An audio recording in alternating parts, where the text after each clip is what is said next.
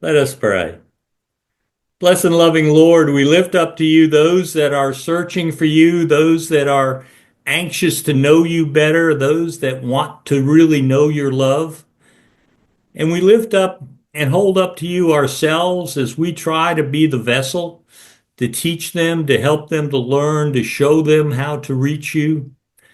May we find just the right words to say at the appropriate times so that we are the vessel you need us to be.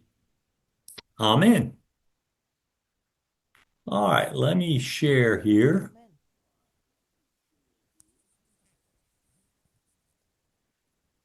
All right, slideshow from beginning.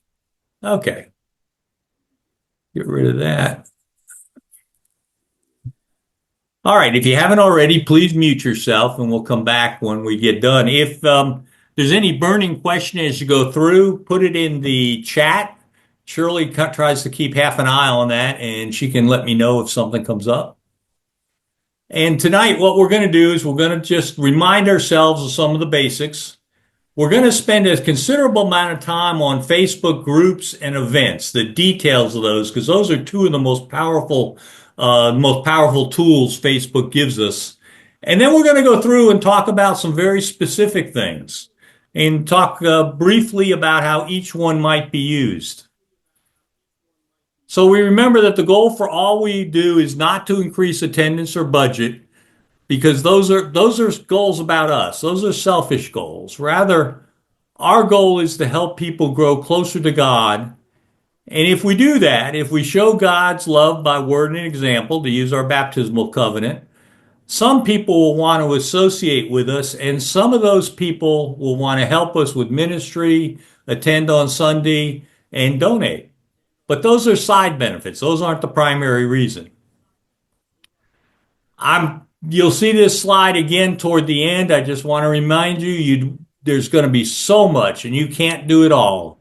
It's much better to do one thing well than three things poorly. And just don't overwhelm yourself and just in frustration stop. I know when I get involved in something like this, sometimes I feel kind of alone, like I'm all by myself. Well, you're not, because I'm here for you. Anytime you have a question, just ask.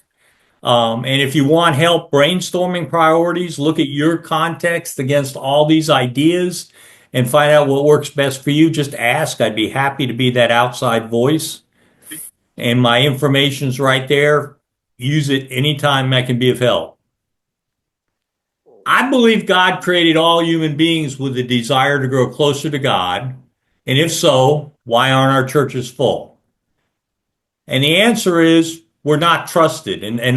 There's two words that we're going to spend a lot of time with tonight. One is trust.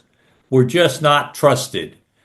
We have a very bad reputation among many people, and a reputation, looking at the church in large, a reputation is not unearned by any means.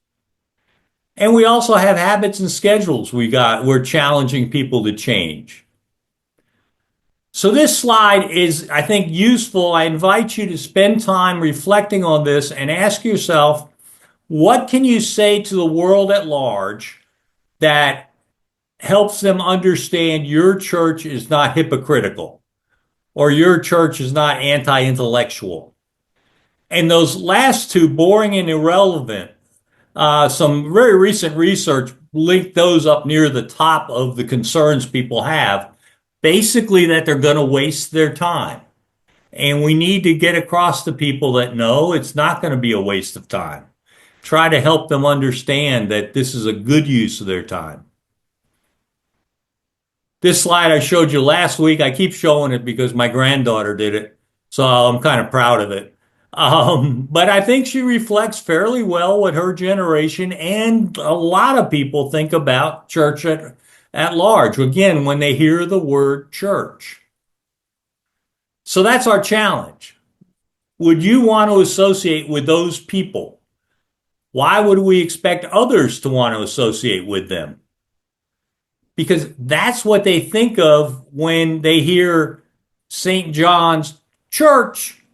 the word church just leaps out at them. If you remember last week, I made a big deal about communication and the idea of using words carefully, about language, that it's much better to use the word congregation anytime you can rather than church. Invite them to your congregation rather than invite them to church. So is there any hope? Yeah, but it does take some effort. The good news, and this is really important, I think, is we can understand that people can distrust and even despise church, but love your congregation. Again, language is so important.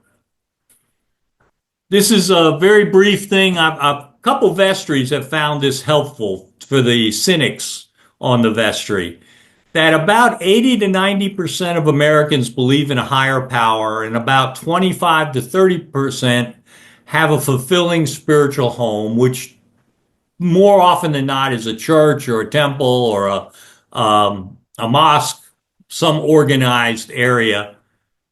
But there's a large chunk of people, Americans, who believe in a higher power, but are going to do nothing to deepen their spiritual lives. They believe in God, that's the end of it.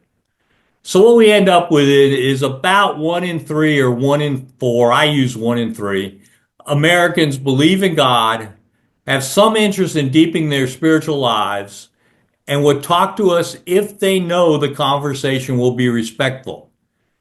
This requires that we've built a relationship with them that encourages trust. This research I showed you last week, but I just wanted to call it out again. Barna, as I've mentioned, does great research, but you got to be careful on their language. They use the word disciple and discipleship and evangelism to mean, for all practical purposes, only inviting somebody to church. We, of course, use those words in a much broader context. But what we end up with is roughly 1/3, 1/3, 1/3. 1/3 of the people have a low interest in spiritual openness and in expanding their spirituality. And that's the atheists, the agnostics, and those that have just no interest.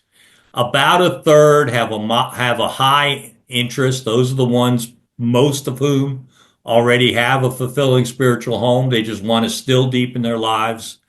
And then something around 1/3, a little more, and I don't like the term, but our target audience. These are people who are not associated with a congregation, with any kind of worshiping community, but have an interest in deepening their spiritual lives. They're the ones that we're most likely to be able to touch. For your church, specific church, again, about 1/3 of the population around your church, and I use about a 20-minute travel time. I think most researchers do. In a rural area, it'd be more than that, and in an urban area, 20 minutes doesn't get you very far, but 20-minute travel time is pretty reasonable for near the church. And these two sites will give you some information about numbers. This top one is actually better to get the raw number, how many people.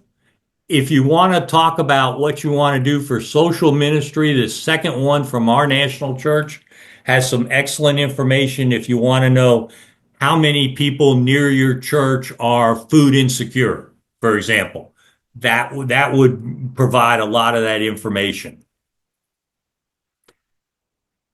I wanted to make it clear that what happens too often is people think that if they put their service times out on a roadside sign or in the newspaper or something like that on their website, they've done all they need to do.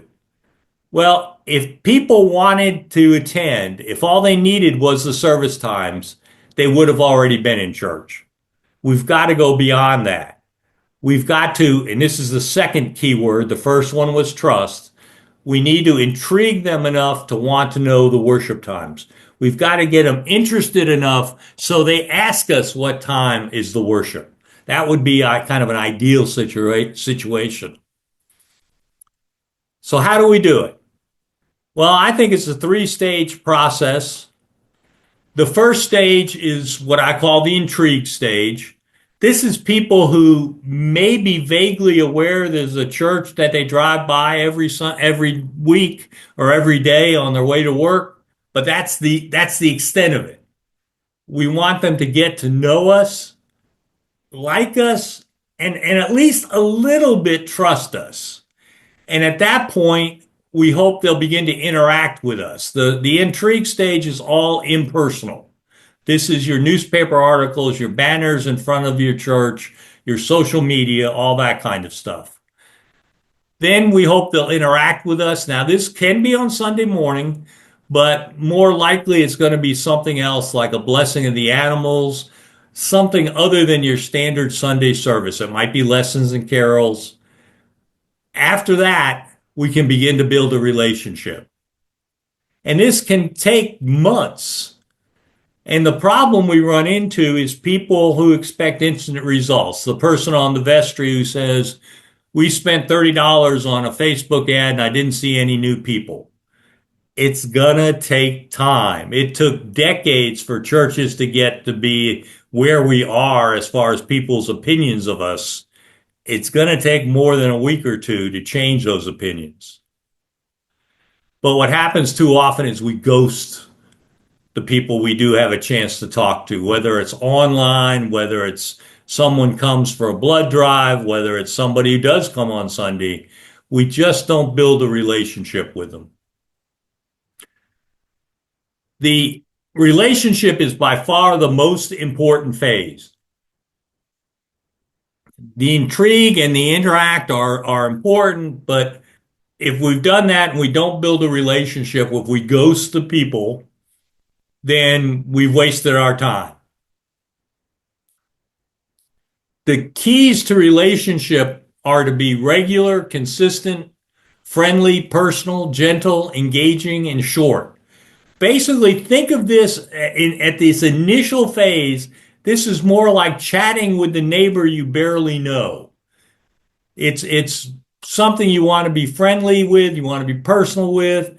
You try to be anytime you get the opportunity. I don't believe we want to send them a message every week that says, hope you come to church next week. Evangelicals do that, and they have a fair amount of success, so maybe I'm wrong. But I think that's an occasional message. The primary message that we're sending out is to teach them about who we are as a community. Email, if that's all you have, you use it, but it's unlikely to accomplish these goals primarily because so few emails are open. Usually about 20 to 25% at least click on the emails, and some of those don't ever actually read it. That's why saying, oh, we follow up with the people, we send them the newsletter immediately. They're probably not interested in a nine-page newsletter. That's probably more than they want to look at. Texting is difficult because you have to be concise, but it tends to be more effective. Texting generally is seen 90% of the time, despite what we've run into with all the political fundraising texts we've gotten over the last month or two. Texting typically is very short, so most people know they can read it quickly. I recommend, as I showed you last week, you almost always start with the person's first name, and then they're even more likely to read it. And again, if you notice, the fundraisers did that. So anyway, I have an offer for you. There's another one later, but this first one, if you can recruit someone to take the lead on texting, and I know clergy, end up doing it a lot, but really should not be the clergy's role. If you can recruit somebody, I will assist them setting up and help each week as needed, and I will pay for the first year's texting service. I strongly recommend you get a professional service to help you. It just makes life 100 times easier, and it's worth the cost. It isn't too terribly, terribly expensive. So this offer is good for the first 3 churches that jump in, and this is a great time to get going just before Christmas. I said that's probably not or shouldn't be the clergy's role, but I don't want to minimize the importance of clergy interaction with guests. An offer to buy them coffee can go a long way to building relationships, whether it be during the day for a retired couple or Saturday or Sunday.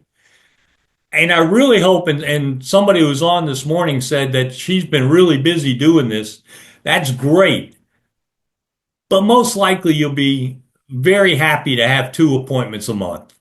Think of it this way. Well, how would you feel if you had 2 new families connecting with the church every month?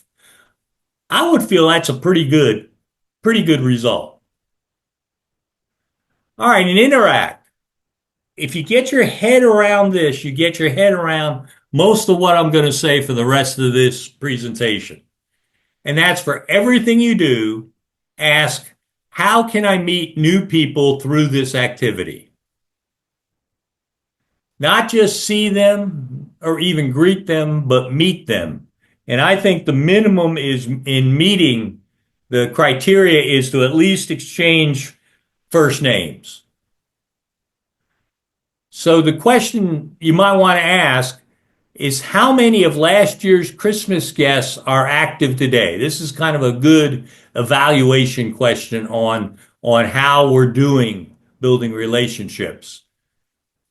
But the first part of that question is, do you even know who was a guest last Christmas? Most churches can't tell you. And that's because Christmas and Easter are 2 days where churches typically do a very poor job welcoming guests. And I'll talk about more of that in a minute. And a terrible job getting contact information. There's just so much going on that being a good host gets lost in the confusion. What's absolutely essential if we want to relate is get their contact information. Get their contact information so we can influence, we can never control, but we can influence their decision about whether or not to connect with your church.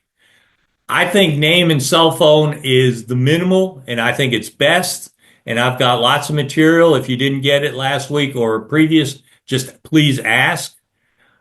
The more you ask for, the fewer people will respond. That's just a given. I usually ask for email and zip code. Partially the email, partially because sometimes you get you still get a landline on the cell phone, so you can't send text. Zip code gives you some kind of indication of where they live. Never ask, what church are you from? If the people haven't been to church in 10 years or never been to church, that can be embarrassing and it can even be insulting. Never names and ages of kids. That's creepy. I know somebody has said, but we need to know that to plan our son when the family gets connected to the church, so their kids might be coming to Sunday school. That's when you get that information. And better to not ask physical address. People nowadays are very concerned about privacy. You can get that later. Follow up within 24 hours. A simple thank you for being with us might be enough. If you learn something like they just moved to town, make the response personal. I hope, again, that it takes you a long amount of time because you have so many guests in a given week, but most people, 10 minutes is probably a busy week. One thing, I don't think I had this in this morning anyway. If the clergy does a short welcome and thank you video that can be attached to the text, that's great. Personalize things, particularly in smaller churches, under 150 on Sunday, certainly. People expect to get to know the clergy. So seeing their face, hearing their voice, hearing them welcome the guest is really important. But through all that, we want to be assertive, never aggressive. Make your post stand out. Now, we're drifting into brand new stuff that wasn't covered last week. Our goal is for people to pause and pay attention. We want to intrigue them. We want to grab their attention. Eye-catching graphics are important. Bright colors work better than subdued colors. Easiest thing to do is work with something like Canva, which the free version will probably do everything you need. Set the graphic for the right size, and then you download it and post it on Facebook or Instagram or whatever. Or you make it into a poster. The same graphic can be used as a poster. It can be used as an invite, and I'll show you some of those in a minute.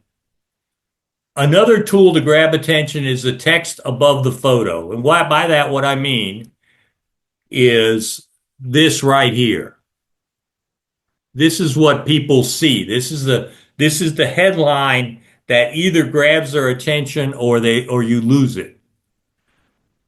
That, in addition to, I should have said, in addition to the graphic itself. You cannot use commands like bold or italics. Facebook just doesn't recognize it. Rather, you need to go to a program like coolsymbol.com. This gives you a lot of font options plus some symbols. Some of the more complicated fonts are really neat looking, but they don't look good on cell phones, so don't use them. You've probably noticed the one I use most often is bold script and just plain bold. Sometimes it helps, makes it more readable if you leave 2 spaces between words, as I did here. It just separates it a little more and it reads a little smoother. Another thing you can do is if you use a period and then some blank spaces, it actually centers the script a little bit, moves it over. But again, make sure it works right on your cell phone. And as you've noticed, I use these same tricks on email subject lines. Another thing you can do is use their how are you feeling emoji. I don't know that grabs a whole lot of attention, but again, it takes one quick click to use it, so why not? Hey, Ken, can I interrupt you for a second? I'm sorry? Hey, Ken, we're just getting it. You're really choppy. The audio is choppy? Yeah. I don't know why. Yeah. Anybody else experience? Is anybody else having that experience? Well, I'll tell you what, let me give you a couple minutes to sign out and sign back in and see if the problem's at your end. I'll let you know. Okay. Fair enough. Fair enough. Oh, there we go. Using regular emojis can be really powerful and it's possible, but it's a little more complicated. This site I have linked there is the easiest one I've found. You just click on the emoji you want. It goes to a box at the top and you can put multiple emojis in there in a row. You can use these on email subject lines, but not, well, if you try to use them on texting, you're going to use up an awful lot of your ability. In texting, you have, depending on the system, about 140 characters. And that's what they count, is actually every letter or space being a character. And the emoji can use up 100 of those. So yeah, you can use an emoji, but you're not going to have much room left for anything else. Some of our principles we've talked about, I want to re-up because they're going to fade in. They're going to blend into the next couple slides. That the most important thing for Facebook or Instagram posts is remember Facebook is a business. They're a business that makes money when people are looking at Facebook. So that's what they want. Facebook measures interesting based on the interactions that your posts get. If nobody likes, comments, shares, hits the more button, Facebook says, this is boring, I'm not going to show it to anybody. The comment and share are the most important ones, so you want people to do that. I think the easiest way to do it is just stop people in church and say, are you on Facebook? Recruit a team of members and ask them. What I do is I send out an email when there's a particularly important post and says, please comment and share on this post. And I've developed a group of about 7 or 8 people I can count on. But you can also ask for comments from any viewer. You put something up and say, what do you think about this? You cannot ask them to comment. You cannot say, please comment and share as part of the post, because Facebook thinks that's spam and they will cut you off. All right, we all want young families, but let's not forget retired people who typically are at the center of church activities. Most of our churches are dependent on retired people. Yes, we wish the ages were different, but that's life. Retirement villages, by whatever title, are therefore particularly good communities to reach out to. In addition to being important to reach out from a pastoral perspective, from a get people involved perspective, they're a great group to reach out to. Chaplains can be a good contact, especially for things like a Blue Christmas service. But activity directors can be your best avenue to reach people. Now, they'll go by 100 different titles. But the person who helps develop when the bingo games will be and when they all go bowling and stuff like that. If it's possible, stop by, meet the activities director and hand them a poster or whatever the first couple times. Build a relationship. And if people do show up, build a relationship. Thank the chaplain or activity director for letting people know. Well, the answer to this is you can't do it all. So again, pick what works in your context.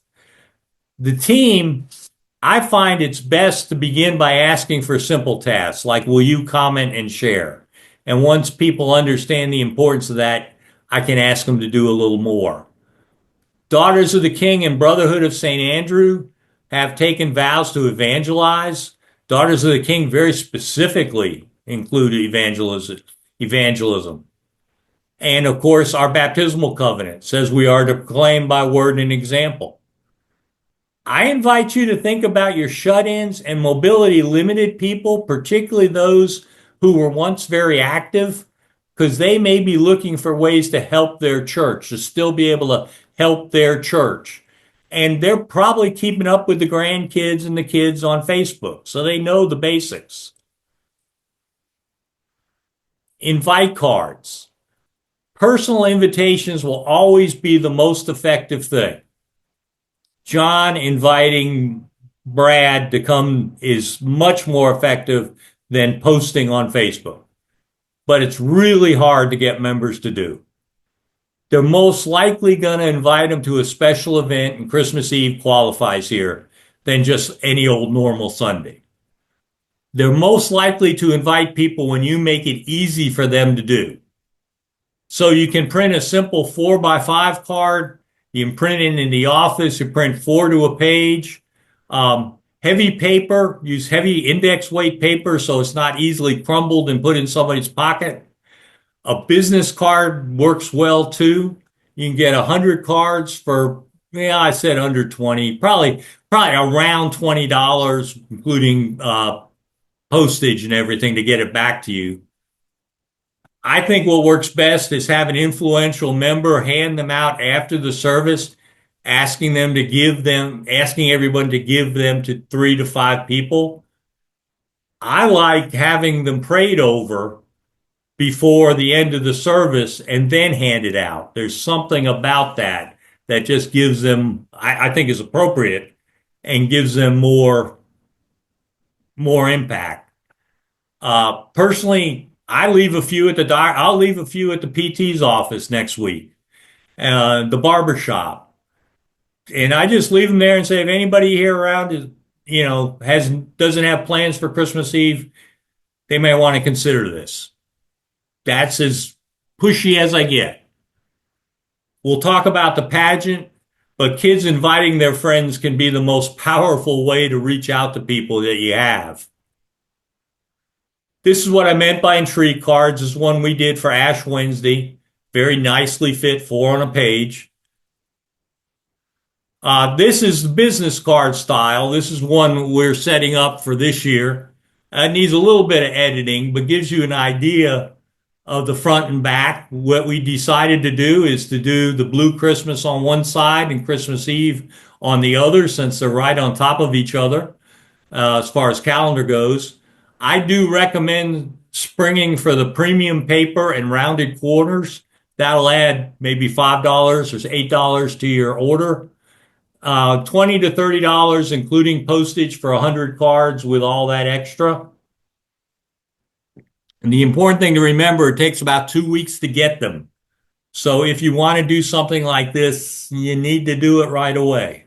Oh, and all the online, I can't remember the name of the company I use this time. But anyway, all the online companies make it really, really, really easy for you to do. It's just they'll walk you through it. We use Vistaprint a lot. Vistaprint was the one I used. That's right. That's right. Yeah. Thank you. Thank you. Facebook groups. I said one of the most powerful tools Facebook gives you. You can potentially reach thousands of people for free. And again, if a member of the church is in the group, encourage them to comment and share. It becomes even more important within the group. But go ahead and search on Facebook under a number of different options. Your town name, your county, your state, nearby towns, neighborhood names, anything along those lines. Focus on interest depending on what you're doing. Your town, the parents, moms, singles, new in town. So for example, if we're doing something about a Christmas pageant, you might want to focus on parents within 20 miles 20 minutes of your town. Number of churches have found that the LGBTQ plus group gets a lot of interaction. So don't be afraid to look for that if that is appropriate in your church. If it's not, obviously you don't. Once you're in a group, if you see a post on there that you can respond to just real quickly, do it. Even if you just hit the like button, or a restaurant says we're offering lasagna today, you say, oh, that looks good. Be a friend. Build friendships.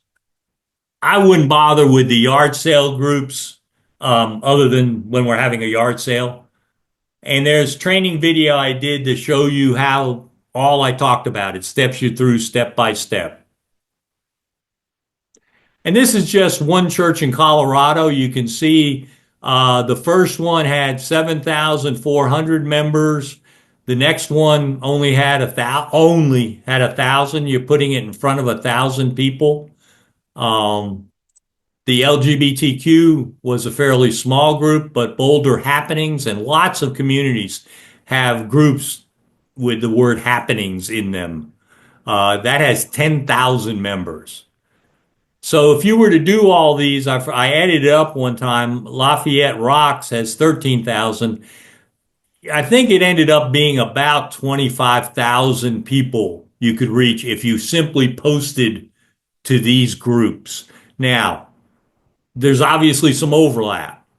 People on Bad Moms are also on Lafayette Rocks, so you get some duplicate, but that's okay.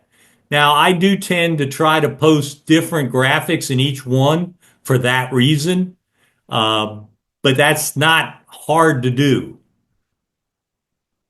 Facebook events, second very important tool that Facebook gives them because Facebook shows them a lot. Do one for every event, but mention others. In other words, you might do a Blue Christmas event, mention Christmas Eve, and vice versa. As with everything, the headline and first few words are critical. I'm going to show you one in a minute. Do not start with the day and the time. They don't care about the day and time until you have intrigued them enough to want to know that. But don't forget that information. I have done that. I have posted things and forgotten to tell them where it was happening. So don't make my mistakes. Facebook pattern for showing it, we're not clear about. They don't give you a lot of information, but we know it's widely shown. You'll see on it that people can click on interested or going. This is really, really important for your people to do. If they'll just click on interested or going, that tells Facebook this is something they should be showing to more people. One possibility, and again, you got to do what you can do well. But if you can do the time, consider doing one about 2 weeks before, say, the Blue Christmas or Christmas Eve, and then a second one a few days before. So the second one begins to show up as something new. You just have to change the graphic. You can leave everything else the same. And Facebook does give you the option of duplicate a Facebook event, so you don't have to start from scratch. All right, this is one. Laurel Springs Holy Family does a good job with theirs. This is what I meant down here about make sure your first few words are intriguing. You don't. They're beginning with something. Our pets are important parts that brings in anybody who's interested in pets. Now, notice over here, you've got to put the address in. So Facebook goes ahead and gives you a map, so you don't have to worry about any of that kind of stuff. Facebook also asks you for the times and stuff, so it's hard to mess up. It really is. This part over here, our pets are important. That's the key. Let me see, I think I have it on the next slide. Yeah. The graphic at the top is 1920 by 1080 or 16 by 9, or video is usually the way most graphic programs show it, as a video slide. You can use the fonts I mentioned, the various fancy fonts can be put in there to just try to, again, grab a little room. Your graphic is important. Their graphic was fairly simple on this one, but I think we went with a much more eye-catching graphic to try to get people to stop for that second, intrigue them to take just that half a second and look at it, and then hopefully they spend more time on it. This is another one we're putting together for Blue Christmas. I just want to put this up. If you like this graphic and you don't have a better one you want to use, I can send this one to you. I can even add in your service information if you want. Just ask me. This is the one we're setting up for our Blue Christmas service. Polls are a great way to increase engagement. People love to make their opinions known. Once you have an event created, go to discussion. This will make sense when you're looking at it. Click on the three dots, then click on poll. And you have a lot of options. It gives you three answers as the default, but you can add more. You can allow people to add their own choice. You can allow people to make multiple decisions. Really important if you do this one. I think this is a good one because music is such a big part of Christmas and the Christmas service. So I think doing something around the carols is really attention gathering. But make sure you explain to your music people ahead of time that you're not designing the Christmas Eve service through a public opinion survey. That's not what you're doing. You're just having some fun. Then you can keep track of the respondents and send them the list of carols with a simple invite or post that on the thread. You can no longer do polls this way in a post. Unfortunately, for some reason, Facebook took that off about 2 years ago. So do your post to look like a poll and invite people to respond to the comments. In other words, that could be your graphic, and then just say in the headline, just say respond in the comments. And that works. When a name you don't recognize responds, say something back like good idea, or I like that one too, or something like that, just so, again, you're in a very casual way building a relationship. Then on the 23rd, or 22nd anyway, right before Christmas Eve, in that same thread, comment with the carols to be sung, a strong invitation to attend. By that I mean not just our service starts at 7:30, but we would love to have you join us at 7:30. And then key information like the physical address and times. Make sure that's all in there. But Today, after talking about that this morning, I went back and did some more looking, and I may have found a way to do it better. So this way works fine, and it's simple, but there may be a better way to do that. I will send you something out in the next couple days if it works out. Reaching out to other demographics. By this, I mean first and second generation immigrants. Kathy Bracken at Holy Family was doing it and showed me how. The steps are there. Let me just jump over and show you what you would get. So what you could get is, for example, if for any reason you thought you had a lot of people that lived in Argentina, you could just check that box. And it down at the bottom, it misses. China is the next one. I thought I had caught that. But on the West Coast, people who lived in China would be a really important one to do. But as you can see, there's a long, long list. You can you can check multiple boxes. So for example, if you're trying to reach Hispanics, you might click on Cuba, all the Central American countries, and most of the South American countries, and Spain, for that matter. Last week, I mentioned the weekly newspapers are one of your best possibilities to run your promotion if we write it properly, and there's more on that last week. I forgot to mention there that the targeted weeklies or monthlies can be good. They're much less likely. This one is an entertainment-oriented weekly, a freebie, one of those you pick up in the grocery store. They're less likely to print your material, but once you have their email address and you simply add it to your distribution list, it takes zero effort or cost to send it to them. And they might just have some empty space and need something to fill it. Give it a shot. Doesn't hurt anything. Let's look at some specific activities. There's a video here, an Advent video, that is very good. It's actually from a Roman Catholic source that has given us permission to use it. I suggest posting it several times with various headlines, such as, "What is this Advent thing?" and "I hate the weeks before."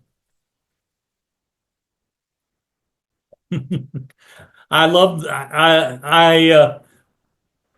was I? Oh yeah, how can I prepare for Christmas? Notice I like to use questions. Gives you some space. People respond more to questions. If you pique their curiosity, that intrigues them even more. Personally, I would not pay them more widely to post it more widely, but just depend on comments and shares to get the word out.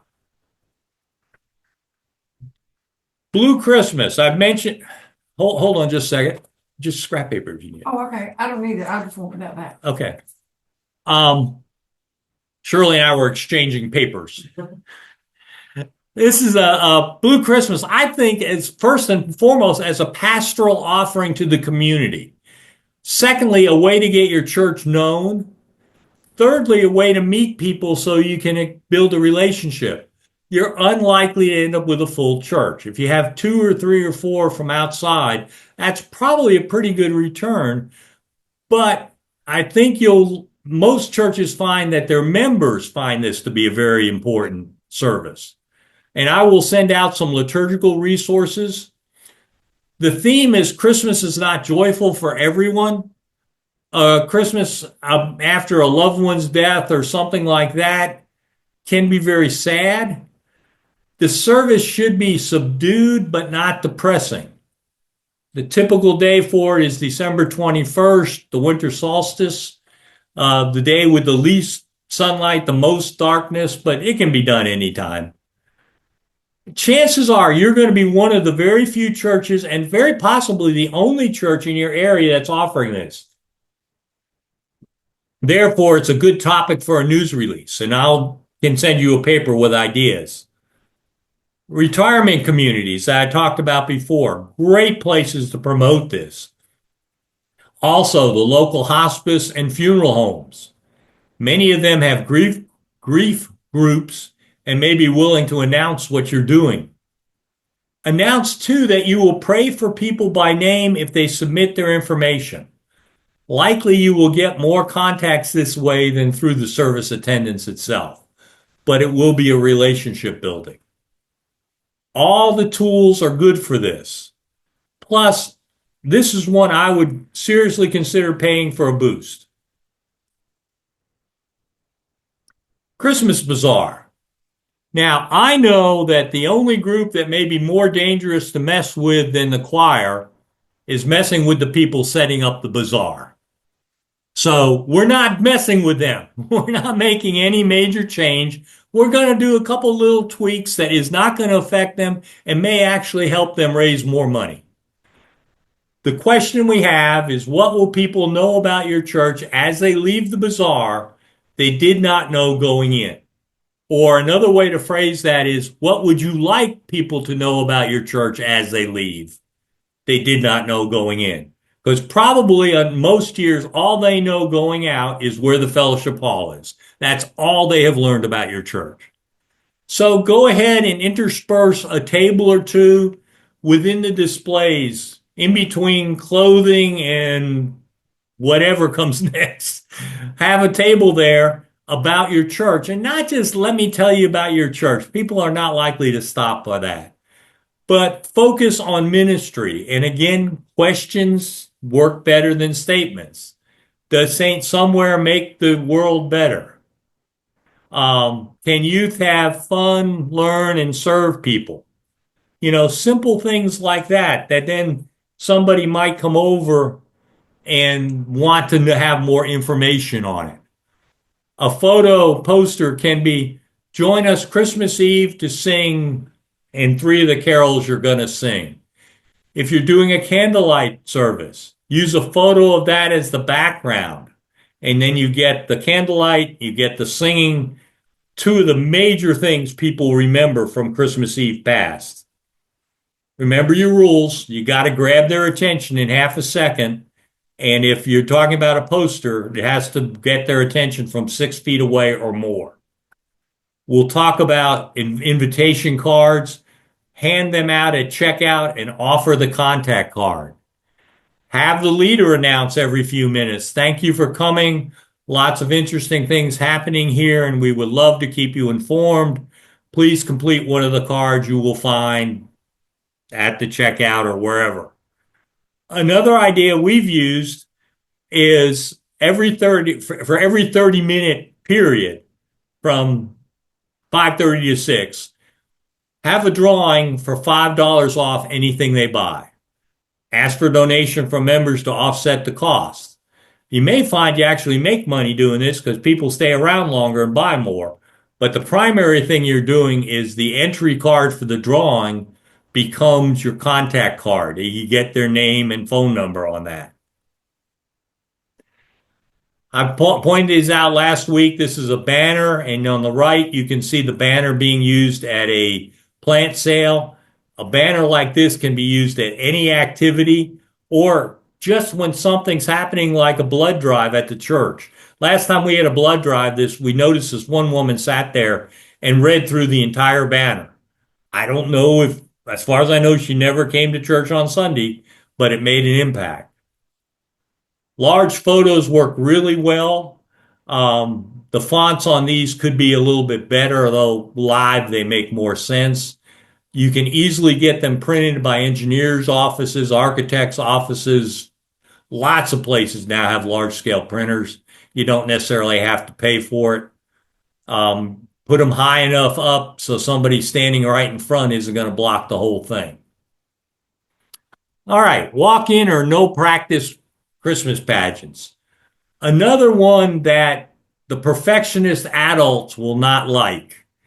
But the concept or the understanding is a new family is not going to come to 2 or 3 pageant practices when they don't know anybody in the church.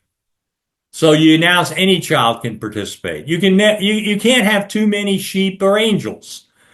And a sheet with a hole and a stick with a star, you have an angel. It's not hard. And I know the immediate reaction from many churches, but we have no or not enough kids. Well, it is nice to have a young Mary and Joseph. but the rest can be adults, and I've done it that way. Use a narration style where no lines are memorized. Somebody just tells the stories and the story and the actors move around. You don't have to have any practice for that. You just have somebody to help guide them. Make up the invite cards, and again, have kids invite other kids. This is a great topic for a reel. It's a great topic to boost to parents. It's a great topic to create a Facebook event. It's a great topic if you want to go a step further to have signs, yard signs, banners near the elementary carpool line. If you want to reach parents, there is no better time than the carpool lines at the elementary and middle school. They're just sitting there waiting for 45 minutes. Walk down the line and offer them something. Hand them out an invitation. Have a landing page. I'll show you what that means in a minute. So the QR code can point to it. And in some way, shape, manner, or form, make sure the new people who do come in get offered a contact card. Angel Tree. Remember I said earlier, how can we meet people through everything we do? Well, you're doing an angel tree. I'd be willing to bet everybody here is doing an angel tree. Why not tell the world about it? Because what you're trying to say is, we are trying to make the world better. I wouldn't spend any money promoting it unless I had a real lot of money. I've never been in that circumstance. But it is good for reels, posts, stories, and work with the agency receiving the gift to announce it on their platform. Photos with gifts under the tree are good to share. As much as possible, use photos from your own church. Pictures of the gifts being delivered are good to share afterwards.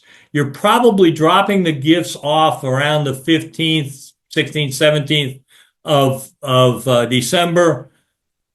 Take them there, have an agency rep stand there, say something for a reel, take a picture of the agency's sign with you handing in the gifts, that kind of thing, and post it. Shout to the world that you really are trying to do good things. Go back to those negative impression slides. People don't believe we are. Hosting guests. Remember my talk about language. We don't ever have a visitor. We only have guests. We never greet. We only host. And as I said earlier, Christmas typically is one of the worst times. We do the poorest job on Christmas and Easter. But the same principles apply at any time, any event. I've got two training videos there that I think are helpful. One is when you don't have a nursery, and then I added a little addendum if you do have a nursery. Remember, the usher, the greeter, and the host are different ministries, and if possible, they should be different people. If need be, if you don't have enough people, combine usher and greeter.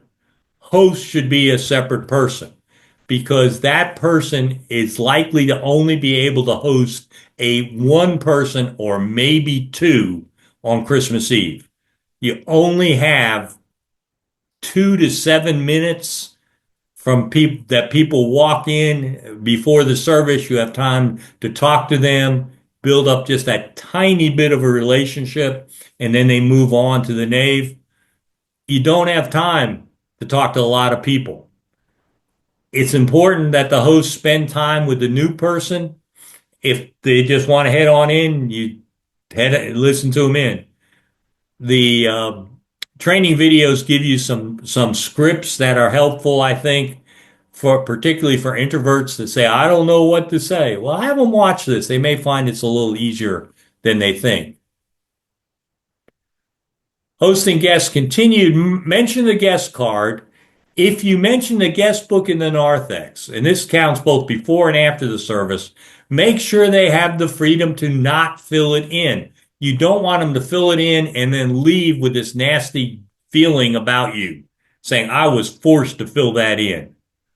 Always have one line filled in on every page of your guest book. Nobody wants to be the first one to fill it in. And if you got to make somebody up, or put your own name there, whatever. There's things you don't ask that I talk about in the training videos. If there are kids, particularly greet them. If the children are happy, the parents are coming back. If there are kids, explain what the church's situation is. The kids are invited to the service, or they have the option of nursery.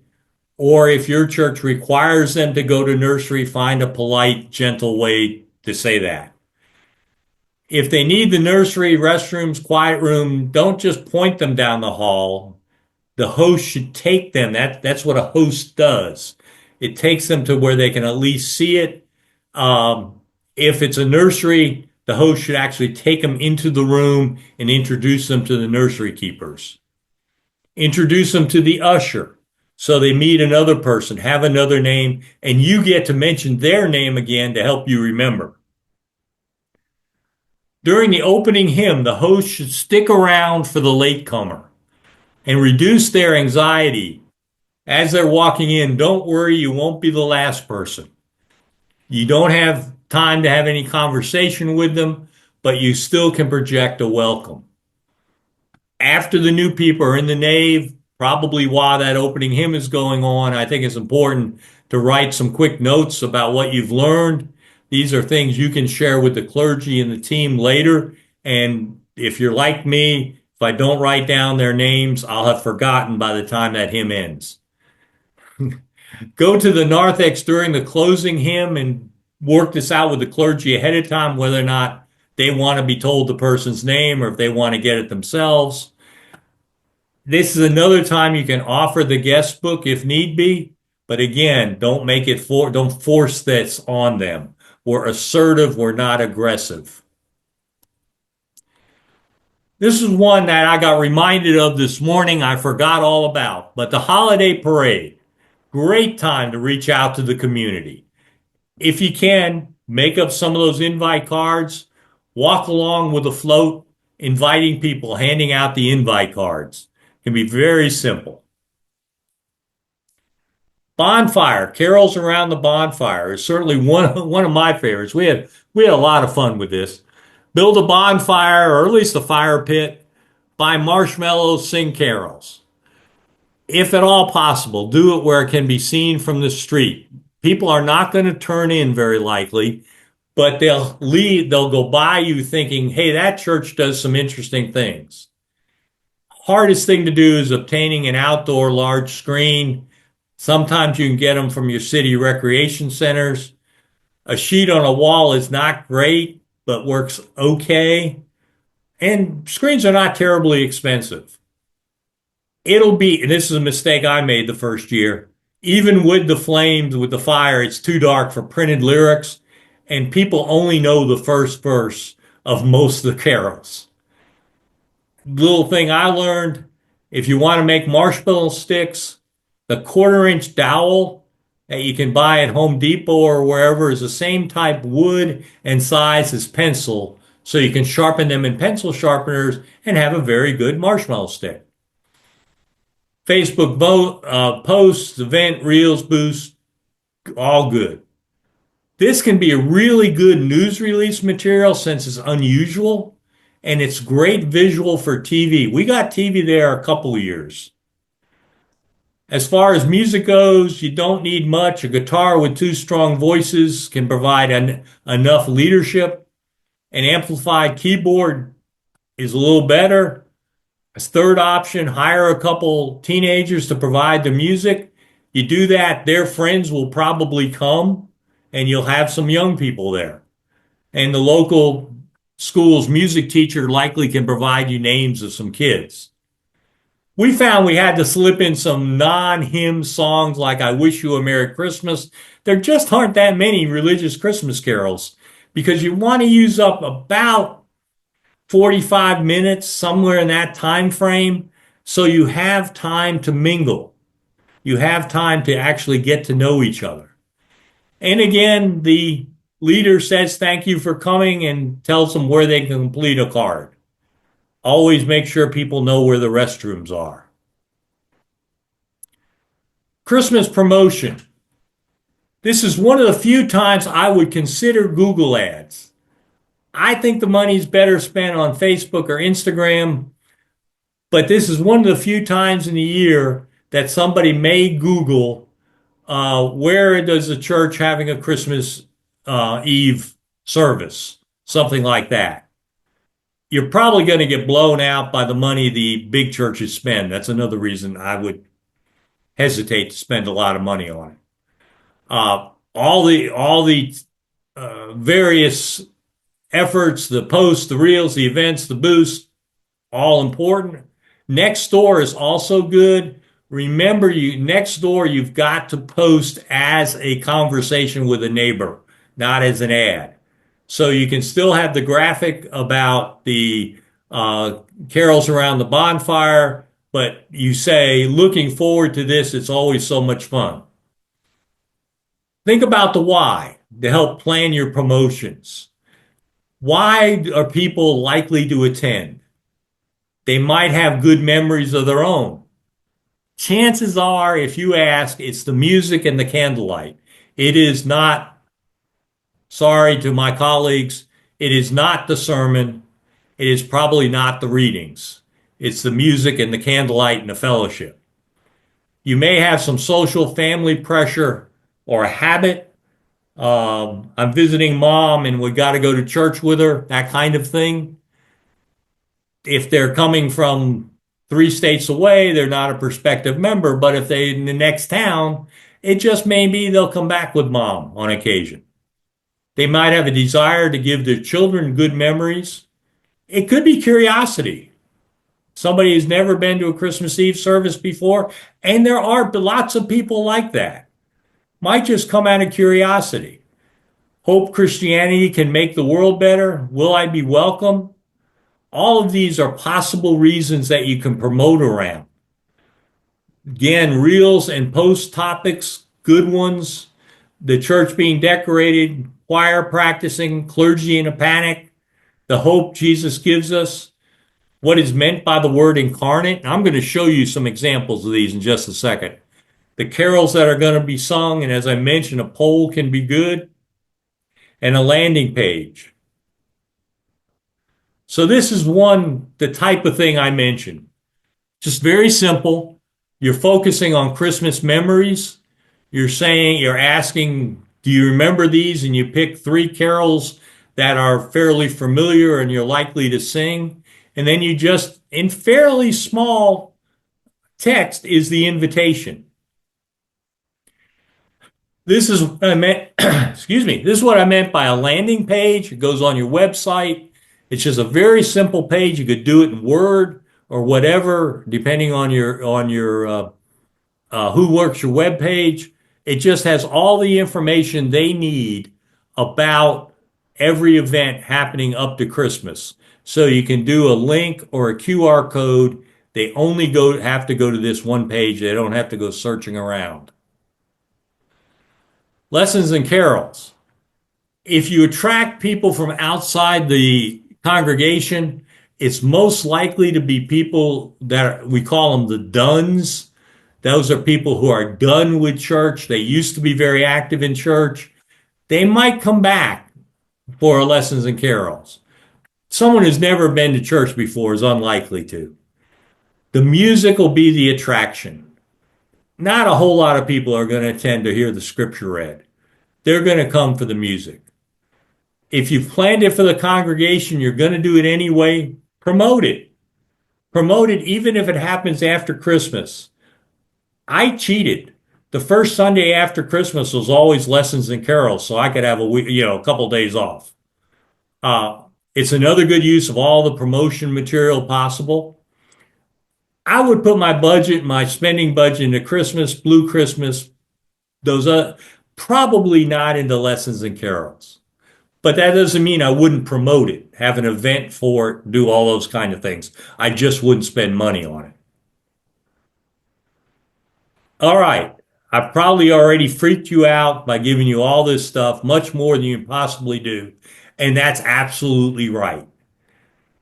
Again, pick one, at the most 2 things. Do not overwhelm yourself and stop.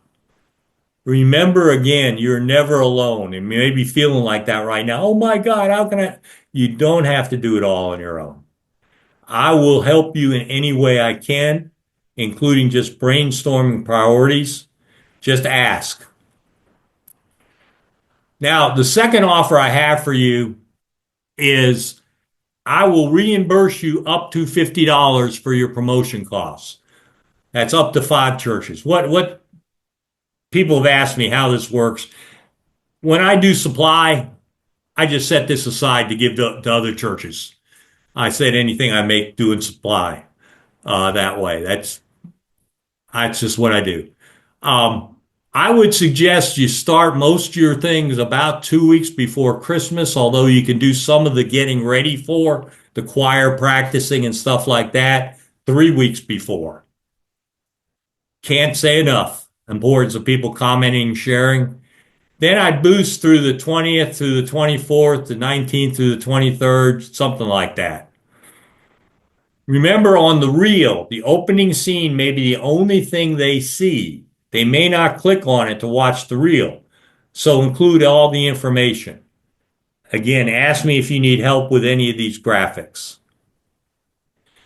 This is my all-time favorite graphic for a Blue Christmas service. Unfortunately, I don't have it in a form I can modify it.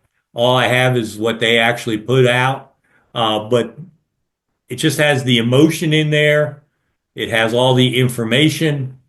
And I love this way of phrasing it. It's not a completely joyful time. It doesn't say it's a sad time. It says it's not completely joyful. I think that's just a better way to say it. This is one of the churches in North Carolina did. They called it impromptu Christmas pageant. And they emphasize making family memories. All right, these are 3 graphics that I have that I'm just trying to show you. The first one you've seen. This one, is a great one either for text or for, this would make a great little short reel. You can tell the story, the history behind Silent Night in under 90 seconds. It's not that hard. Then you have the choir practicing. You can either do that as a reel or just do it here. It was just a simple photo. I think the Peace on Earth right now, I plan to use this quite often this year. I think with everything going on and around in our society, and this is not a political statement, it's on both sides. Wishing for a little peace. Incarnation. I like that. I just kind of like that graphic. So I went to look for a reason to use it. Means God is with us. That's something to celebrate. Anytime you can use photos from your own church, maybe your own, Christmas tree or whatever, use your own church. Build family memories, I mentioned, is one possible theme for some ads. I did a couple this way. Candlelight service, I mentioned, it tends to be one. We're attending a Lutheran church right now. So if you notice a lot of things from the Lutheran church, that's why. Peaceful and meaningful. I'm actually, when I redo this one this year, I'm going to bold that up a little more. I think that gets lost a little bit. I like using the same color, but I think I should have made it a little bolder.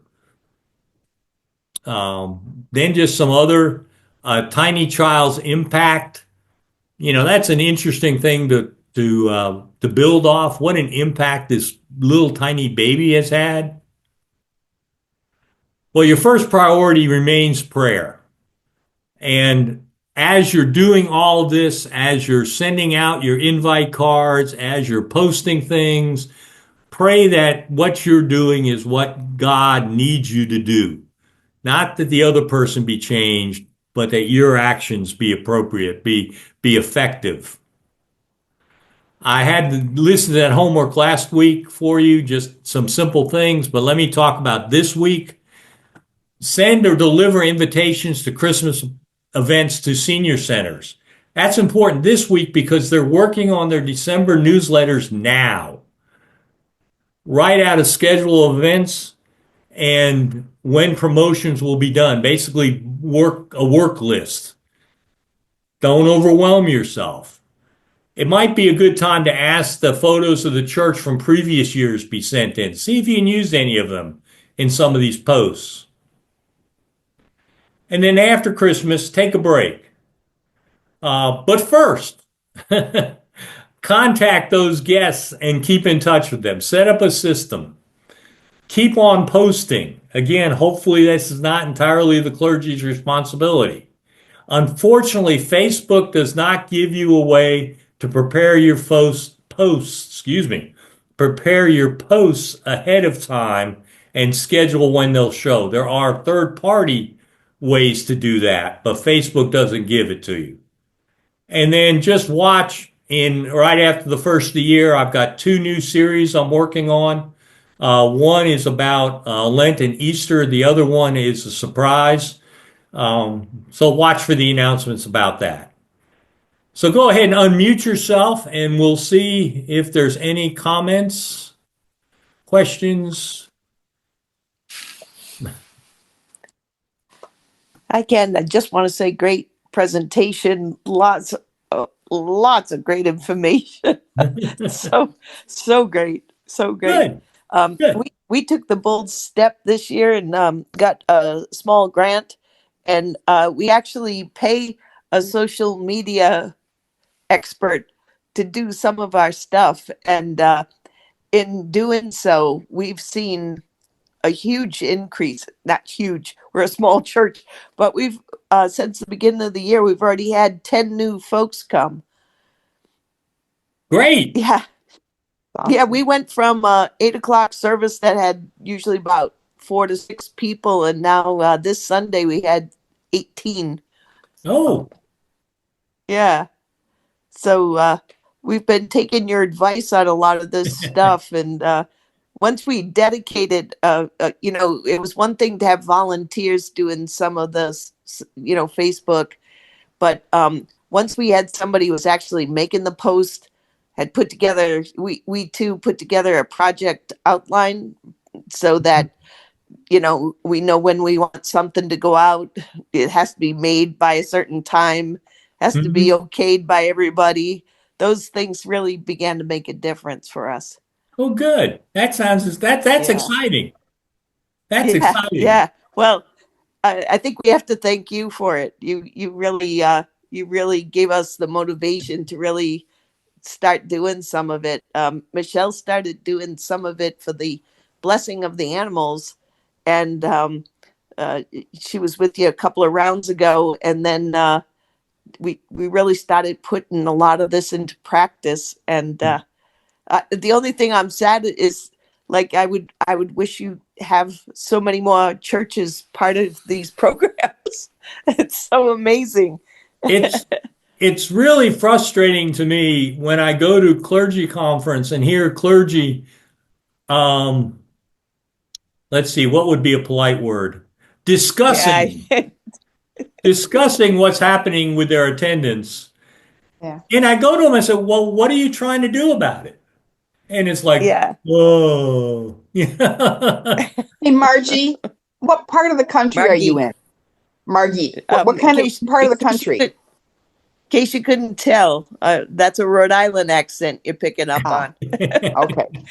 So that's where you're from, Rhode Island? Rhode Island, yeah. Our church is Massachusetts, not too far. Okay. So I'm curious, how much money did it cost to get that social media person? How much Can I tell you what? It's ridiculously low, $200 a month. Huh. And then you have to pay for the ads and stuff they create. We do the boosting and stuff. Yeah, but she's doing a lot in Canva, and like we're using a lot of like just simple stuff.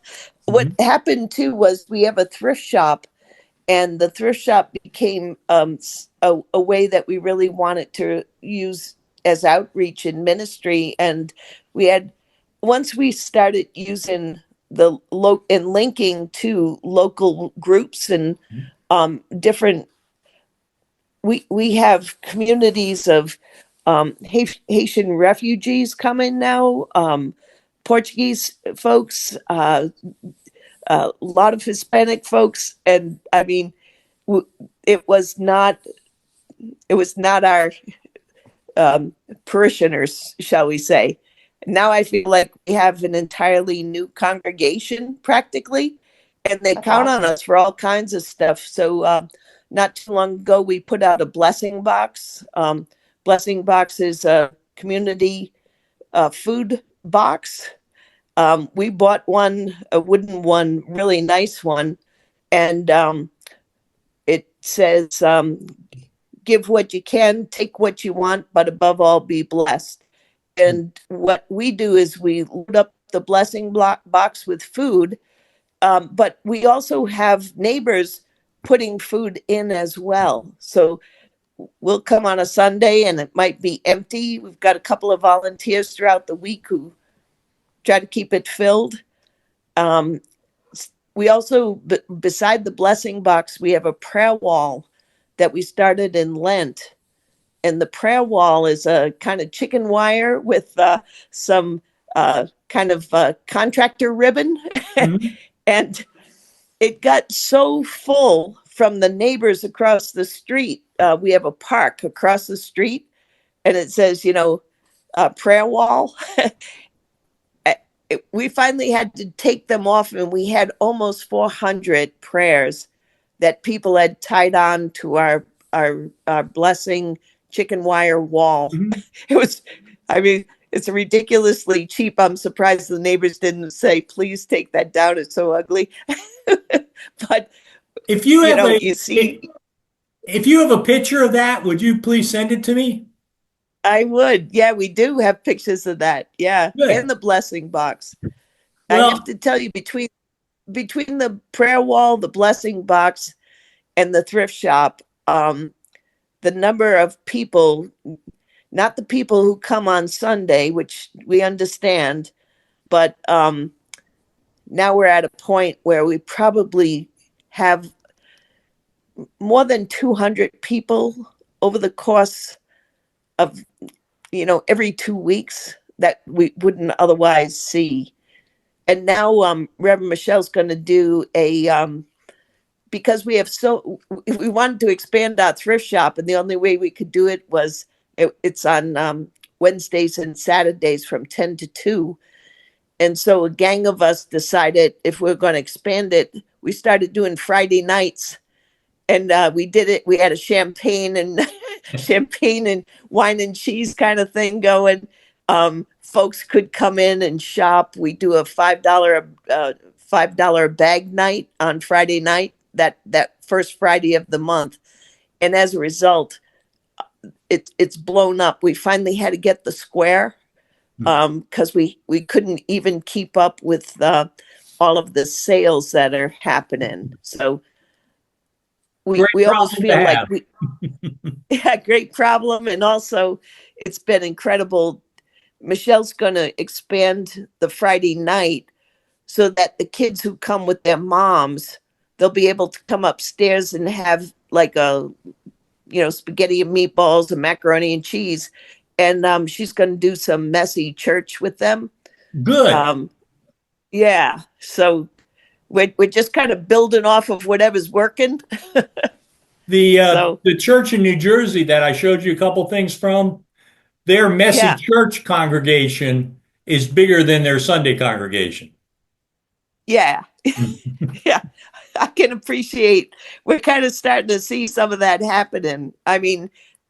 To have gone from 4 or 6 people at the 8 o'clock to 16, it makes you feel like, and it's not kids and families, admittedly, but we keep reminded in the vestry, like these are folks who are looking for a spiritual home. They're looking for the journey, and you know, they're the ones who are looking for it. So make And it my work. guess My guess would be that some of them are living in senior centers, and they would be great people to take your flyer to the activity director. Yeah, Because if a good resident point. in the senior center goes to the activity director is going to pay a lot more attention. Well, on December 6th, across the street in this big park, the park was actually created by the same person who did Central Park. It's a Hmm. beautiful little park in Whitman, and we're right across the street. But we never really took advantage of the fact that all those folks walking their dogs and doing laps, Yeah. could potentially be a congregation for us, so we started doing little things to attract the folks across the street. On Mhm. December 6th, they're doing a lighting of the Christmas tree, and we've set up a whole luminary thing, and the whole Mhm. congregation's been baking cookies, and so people are going to be invited to come on over and buy Christmas cookies, get their Christmas cookies from us, and then go over into the church hall and have hot chocolate. Mhm. There's a Christmas marathon, movie marathon that's going to be going on, and our some of our volunteers created this Christmas snow globe, so you can have your picture taken in the Christmas snow globe. So pretty cool. And Awesome. Barbara, what you have to understand is a year ago, they had less than 50 people on average Sunday. Yeah. Yeah, So and your well, cookies would be a great time to hand them an invitation to Christmas Eve. exactly. That's what we were just Michelle and I were just sitting there. We were saying for the outdoor Christmas lighting, different organization nonprofits get to actually host a tree. It's part of the Ah, town's scholarship fund, and so we have a tree, and so we were going to do our same idea as the prayer wall, just do it as prayer mhm, tree, mhm, and your idea, Ken, of having those little business cards that tell the upcoming services, the Blue Christmas, mhm, all of that. That's going to be great. So mhm. I'm going to jump on that when I get off this call. Well, I love your prayer wall. I've always suggested during Lent to have a prayer station outside the church from uh, Ash Wednesday to Easter and let people leave their prayers there. But having something that's year round is even better. Yeah, we took off all of the prayers at one point because there was no room left, Hmm. and we took all of those ribbons, tied them into a knot, and we put them on the baptismal font. And it was so impressive to see the baptismal font draped with Yeah. all of the prayers. It was Oh, so cool. wonderful. Yeah. Well, Barbara, did you have I anything?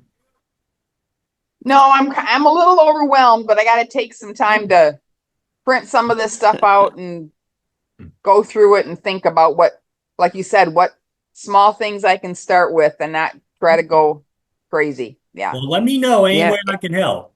Okay. Thank I you. do have one question for you. How do you What's that? pronounce your last name? Ah, Ilka. Ilga. Ilka. Yeah. Yeah, it's Finnish. Yeah, my husband's family is Finnish. Okay.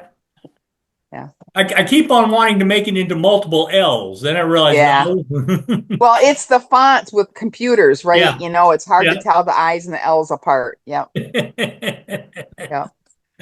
Okay. Well, I don't want to keep people longer than, if you got anything else, or we can say goodnight.